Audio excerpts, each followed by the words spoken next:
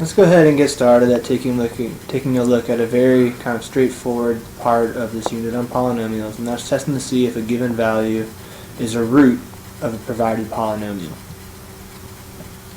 Let's say we're given the function f of x is equal to x cubed minus 7x squared plus 2x plus 40, and we're asked to determine if the following values are roots of that polynomial. Now this is relatively straightforward.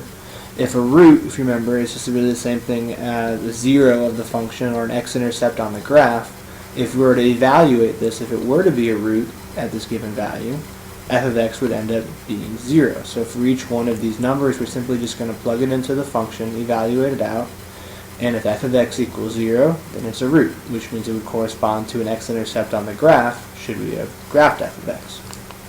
Let's take a look at our first value here, negative 2.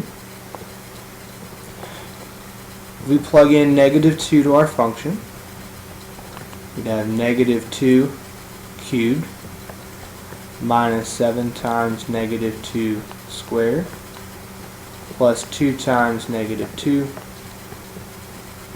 plus 40. Starting to evaluate this out, we would have negative 8 minus 28 minus 4 plus 40. And when you add those four terms together, we would get 0. What this indicates here is that the value negative 2 is a root of our original function f of x.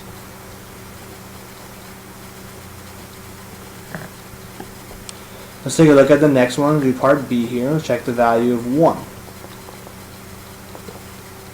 So again, we're just going to substitute in 1 to our f of x, and we would have 1 cubed minus 7 times 1 squared plus 2 times 1 plus 40.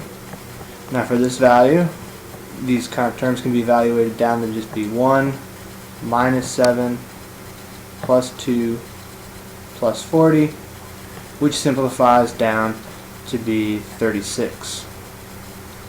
Since this is not 0, we can conclude that the value of 1 is not a root for our function f of x. Likewise, we can just go ahead and substitute in the values 2 and 5 for parts C and D here. F of 2 would work out to be 24, so 2 is not a root.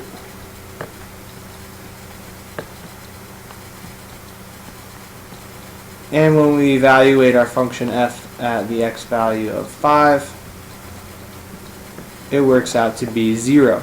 So we could say here that 5 is a root.